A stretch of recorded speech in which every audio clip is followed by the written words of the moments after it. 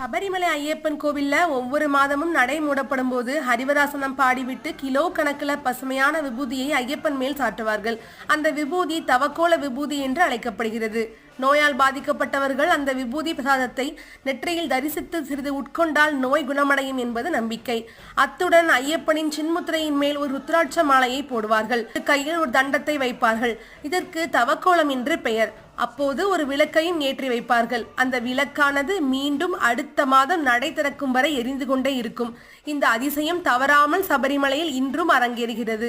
கோயில் கதவு திறந்து உலகத்தின் பார்வை அந்த கோயிலுக்குள் நுழைந்ததும் ஐயப்பனின் தவக்கோலம் கலைந்து விடுகிறது.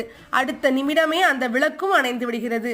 சின்முத்திரையின் மேல் போடப்பட்ட ருத்ராட்ச மாலையும் கைமாறி இருக்கும். இந்த அதிசயத்தை காண கண்கோடி வேண்டும் என்றுதான் சொல்ல வேண்டும்.